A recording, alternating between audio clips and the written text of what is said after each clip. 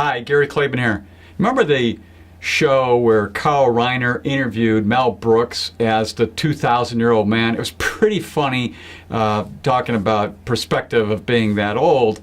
And, you know, it's kind of like what baby boomers or those turning 60 in that range are looking at as far as life expectancy. Longevity is probably the biggest challenge to those who are retiring today, because we really don't know how long we're going to live, but we do know that medical science has got us now living to age 120, 140, 160, depending on who you listen to. Now, I know that sounds outrageous and everything, but if it's true, and if it does extend your life beyond 100, which is very likely that could take place, how do you approach this? Well, there's a little quote here by Jonathan Clements. It says, "Retirement is like a long vacation in Las Vegas.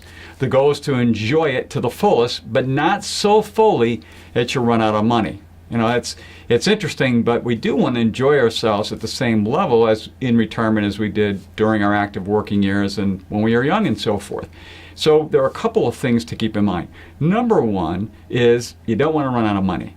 And so there's kind of a rule of thumb of being able to draw at the level of about 4% of your retirement funds on an ongoing basis. That number gets bandied around a bit, but basically that's about the level that says your money will continue to grow with inflation at about 3% or so.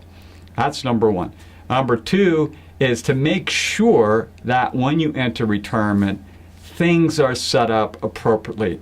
What I mean by that? It means if you have unusually high expenses because of the way you're living your lifestyle prior to retirement, that you basically break the things down.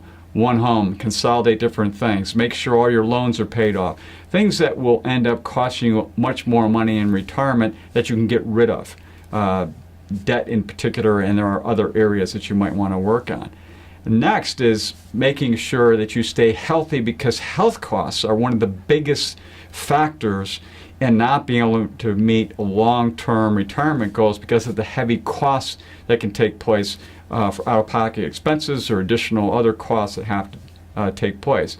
And then basically from there, it's a matter of just living out whatever your purpose is, whatever it is you want to do as you shifted and reinvented yourself into retirement, and keep going forever how long you're going to be on this earth. But as I said, it looks like you might be in an interview like Mel Brooks, laughing about how living on this earth so long. So until next time, enjoy.